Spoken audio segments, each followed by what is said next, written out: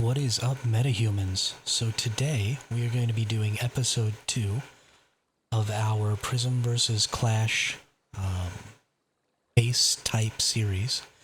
Today we're going to be discussing the core base, or bases, I guess, if you get in a much larger group. And we're going to be talking a little bit about what a core base is going to be, how you're going to utilize a core base, and how that core base is going to interact with some of the other base types that you might build while playing Prismverse Clash, because I think that bases are going to be an even more important aspect of Prismverse Clash than, say, your weapon build. I think your base is going to be much more determinant of whether or not you and your faction win Prismverse Clash. So let's talk a little bit about the core base. Now, last time we talked about the fob, which is a base that you're going to be teleporting around the map to attack other people's core bases. Today, what I'd like to talk about is how to make your own core base. What is a core base? What are you going to use a core base for? And what are some of the building concepts that would go into a core base?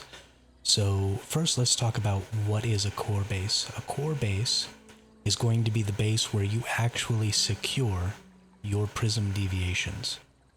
This is going to be a huge part of the Prismverse Clash scenario, because this is how you and your faction are going to score points for yourself, for your hive, and for your faction to determine where you are ranked across those three categories at the end of the season to determine the rewards that you get.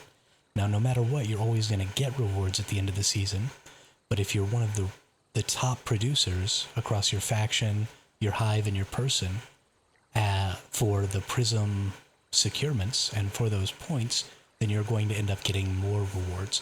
So it's important to set yourself up for success as much as possible by getting the best possible base you can to secure your prism deviations.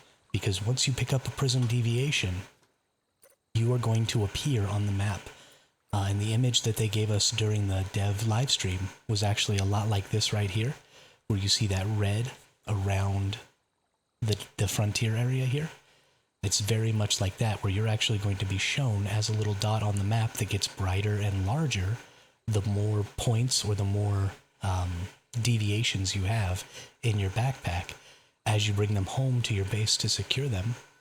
And then even your base is going to be identified while you're securing, and you're going to have to hold that base and keep that securement unit alive for anywhere from 30 minutes to 2 hours to score your points. So your core base is going to be incredibly, incredibly important for that. So now that we kind of know what a core base is, let's talk about how you're going to use a core base and how a core base is going to relate to some of your other bases. Now, your core base is going to always exist. Actually, let's take a look here real quick. I'm going to bring up an image for you. And this image is the map that we were given when we were looking at the dev stream for the 1.2 launch. And if you take a look at this map right here, your base, your core base, is going to need to be in one of these contested areas or these contest areas, the central, the west, or the eastern contest area, because you can only secure prism deviations in one of these contest areas. Now, I think it's actually very important to find yourself a place to permanently keep this base. You don't want to be teleporting your contest area base back to a safe zone and then back out to the contest area, because the way you build your contest base is going to be very specific to the place that you build it in, right? Because you're going to be needing to defend from certain points, you're going to be needing to try to create choke points, the terrain isn't always going to be the same, and so if you teleport your base back into the safe zone and then teleport it back into the contest area when you want to secure, then you're going to end up having an issue where you're not going to be able to get it set exactly right, and that's going to ultimately weaken the efficacy of your base. So you're going to want to have it out there all the time. Now, that does mean that people are going to be able to attack your base anytime they want to, even while you're not securing. So they could do a little pre-firing work on your base to try and get it burned down a little bit so that you're easier to get when it's time to secure. So you are going to have to pay attention to that. You are going to have to try and keep your base defended and repaired and all of that stuff. But I think it's going to be important to keep it out there. And there's actually a really, really big reason why. If you look, there are 2 places on the map where you will be able to defend your base extremely, extremely well. One of them is right here. This right here is the big mountain right outside of Blackfell, which is right over here. And if you look at this big mountain outside of Blackfell, if you go in the game, this is actually a peak that you can't get on top of on a road, right? It's a sheer wall, and you can drive a Jeep up a couple of places on it, but it's very, very sheer and very, very difficult to get up here. And so this is going to be an extremely powerful spot if you're a Rosetta player to take over. And there's tons of room up here. You could probably build 10 or 15 bases up here, right? And ring them all around the edge and have maybe 3 or 4 core bases connected to each other. And then you could have as many as 80 securement units going on up here, right? Securing 80 prism deviations at a time, which means you're going to have to get involved with your faction. You're going to have to bring a whole lot of people over there. You're going to have to give them permissions to put prism deviations in your securement units.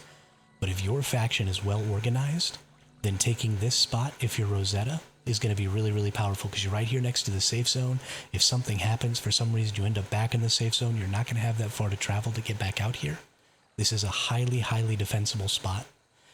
For Mayfly, you actually have what I think is an even more defensible spot in this island right down here, and you can get a whole heck of a lot of bases built down here. I mean, I'm talking 20 or 30 bases easy on this island.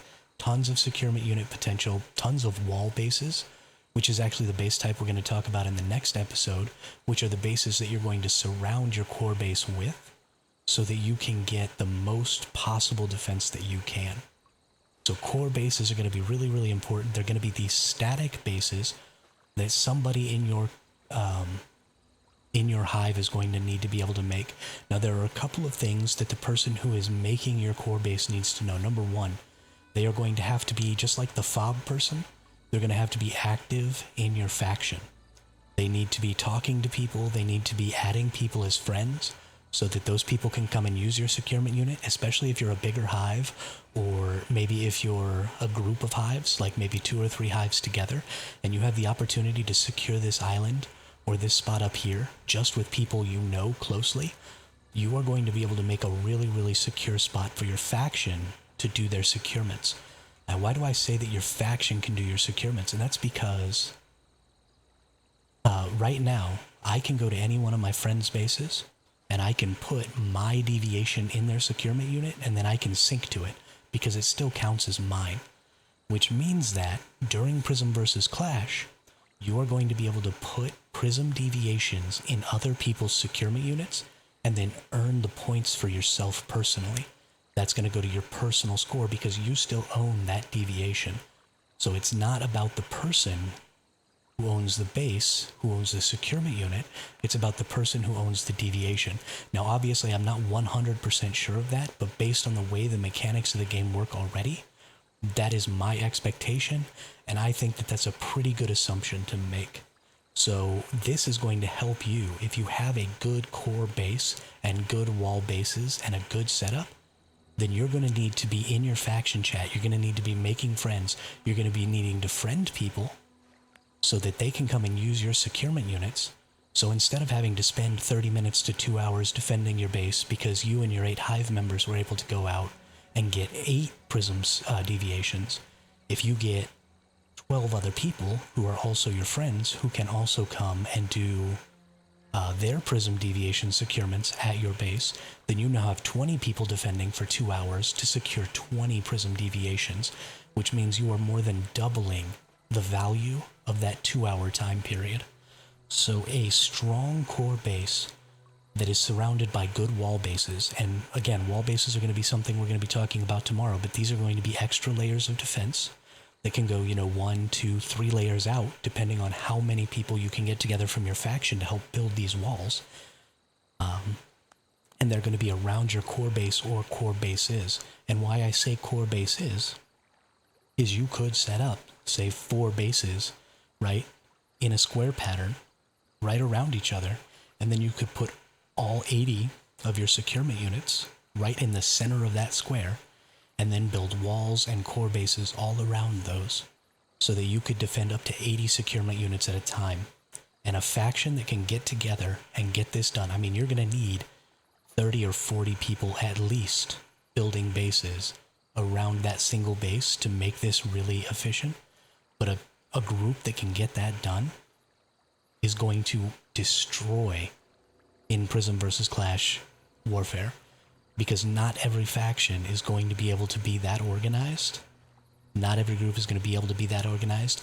And if your core base owner is making friends and bringing more people in to do those securements, because even if you had 40 bases, if you had 4 core bases, you're still missing 40 potential securement unit slots. So you still need 40 players who are just friends, who are like solos, who are just running around, or small groups, you know, casual players who maybe are on right now. And you can say, hey, go grab a prism deviation real quick and then bring it back to the base and come help us defend for, 30 minutes or an hour or however long you're going to be on. And then you get a whole extra prism deviation for your faction that's being secured. So it's going to be hugely important for the person who owns your core base to be willing to friend lots and lots and lots of people so that they can bring those prism deviations to your bases and help you defend in those situations. Now let's talk a little bit about building concepts for your core base. Now, we were a little more detailed about our building concepts when we talked about the fob base the other day, but I'm going to be a little more academic about this and not necessarily so specific about this one, because the base is going to change so much based on where your base is located, right? If you're backed up against a wall, then you're not going to be building anything back on this side. If you're backed up against somewhere that you don't need to defend against, right? You're not going to be building anything over here because nobody can come from that side, right? So you'll just be building on this side. Your main part of your base is going to definitely be in your center because you're going to want to be defending from wherever. Unless for some reason you don't need to defend from this side, then the main part of your base should absolutely be all the way in the back here. But it's all about positioning, and it's all about obfuscation, right? So you don't want people to be able to look at your base and instantly know exactly where your securement units are going to be. You maybe don't even want to put all of the securement units in the same spot. Maybe you spread them out. Maybe you make a whole lot of honeycomb in your base, and then you spread your securement units out all over that honeycomb. And then people have to actively go through your entire base to try and destroy all of the securement units. And that just adds time, right? Maybe they get all the way into your base, but they've only got 3 or 4 minutes left to try and take down your securement units. Maybe they only get 5 of them instead of all 20 because they're not all stacked right on top of each other. I think that's actually a really, really good concept to go with. The next thing is going to be honeycombing. There's going to be 2 different things that you're going to want to do with honeycombs. Number 1, you're going to want to use your wooden triangle foundations. And the reason you do that is when you've got these wooden triangle foundations set up, when you come from, say, this side, right? So if I'm trying to get through this little wall right here, right, you would want to raise them higher. Actually, let's do that. Let's destroy these. So you get 3 triangle foundations, and you raise them up as high as they'll go. And so somebody wants to get to the other side of this little triangle wall that you've created here, right? And it'll stretch out wherever it's going to go, or wherever it's going to stretch, it'll be. And you can't just jump straight up on top of it. And when you look at it, you've got these different pieces here. And this piece and this piece connect, right? So if you blow this piece up, you can't just walk through here, right? So this foundation has 2,000 hit points, the same as a regular square foundation has 2,000 hit points. So if you honeycomb with triangle foundations raised up like this to create walls, then you create at least 4,000 hit points per, so you double the hit points of your square blocks by having triangle foundations. So part of your honeycomb is going to want to be that. The other part of your honeycomb is going to want to actually be walls. And you're going to want to create honeycombs of walls in here because you have to be able to move throughout your base.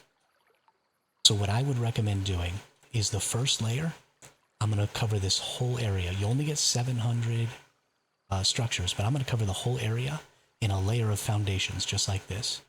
And then I'm going to go through and I'm going to pick spots where I'm just going to delete, right? I'm going to delete the foundation. And then instead of putting it up high like that, I'm going to take it all the way down like that. And then I'm going to put a securement unit in there. Okay? And that's where one of my securement units is going to be. And then I'm going to honeycomb out some more. Right? We're going to get all crazy with it. We're going to have all kinds of honeycomb. We're going to build lots and lots of structures.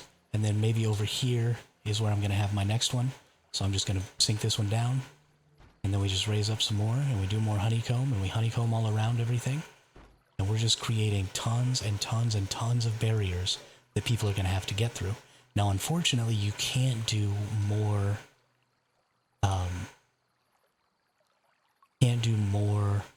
foundations on top of foundations. So here, you're going to have to build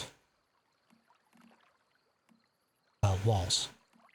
And so let's take a look at what does a door wall have as far as hit points, and what does a regular wall have as far as hit points. So the door wall has 1,000 hit points, which is the same as that. The door itself has 800 hit points. So this door is almost as powerful as this wall right here. So I wouldn't use walls. I would use door walls, and I would put doors in them and make them blow through every single one of those doors and honeycomb this entire thing in door walls. Now, you may want to use some regular walls to save on structures, right? Because your door wall and your door, so we went to 244 there. When we attach our door, that goes to 245. So that's 2 structures every time. So you are going to have to use some regular walls so that you don't run out of structures, because again, you only get 700. But I would start smack in the middle, and I would just start honeycombing around. And as I honeycombed around, I would put securement units, and then I would make sure that there were doors that I could use, right? Just a labyrinth of doors that I would eventually get into my securement unit location so that I could go and put my securement unit in, and then I would jump back out, and everything else would just be normal walls. And obviously I would put some fake doors in there, right? Make a whole labyrinth so everybody gets confused as all heck. And then inside of this labyrinth, you're going to have your 6 creatures, right? This is going to be a huge thing for Prismverse Clash. We have ranching, we're getting breeding, get creatures, good wolves, good leopards, good bears, good crocodiles, any of those things. Get 6 S tier with at least ferocity 2 and the HP regen and the base HP stat. Right, so ferocity 2 is going to give you that thing 30% attack power, and then you want at least level 1 of the HP regen and at least level 1 of the HP increase stat, because you want them to stay alive longer, you want them to have more hit points, you want them to do more damage. So those are 3 good stats that you can look for. You could also try and get Stormchild, which gives it more damage when it's raining or thundering, which would be great. But at the very least, you want Ferocity 2 for the extra damage, and then you want at least tier 1 of those other 2 stats. I think that's what you're looking for. And then you raise up 6 creatures with those stats, and then you just put them in here somewhere, right? Just a super awesome surprise. Just somebody opens a door, and bam, there's a wolf just eating the crap out of them. And I think that would be hilarious. Or you can put them around the outside, so as they come in and start trying to blow up, then they're just wandering around the outside. That's really going to be up to you, but you want your 6 creatures. Now, something you're not going to be able to have is you're not going to be able to have nutcrackers, right? Because your securement units have to be open for your prism deviations. So I guess you could put some nutcrackers in there if you knew you had empty. Maybe you fill it up with nutcrackers, and then every time somebody puts a prism deviation in, they just take the nutcracker out and put the prism deviation in. Nope, they wouldn't be able to do that because you would own the nutcrackers, and they can't take them out if you own them. So that's a no-go. You can't do that. Yeah, so you're really just kind of going to be SOL on the nutcrackers. And you're not really going to be able to use nutcrackers for defenses here, but your wall bases will all be maxed out on nutcrackers, so that's perfectly fine. because every base around you is going to have 20 nutcrackers, so they're going to need to destroy those securement units in your wall bases to stop those nutcrackers from being able to even defend your core base. And the last thing is going to be your turrets and your power. Now, obviously, your power you're going to want to try and keep as centralized as humanly possible, right? Get it in the middle so it's difficult to get to. Maybe even make a little sunken in spot like this that's got all your power. And then as far as your turrets go, I think shotgun turrets as little surprises as you're moving through the labyrinth is probably going to be your best option there as well, right? Somebody opens a door or somebody blows through a wall, and then bammo, just surprise. It's a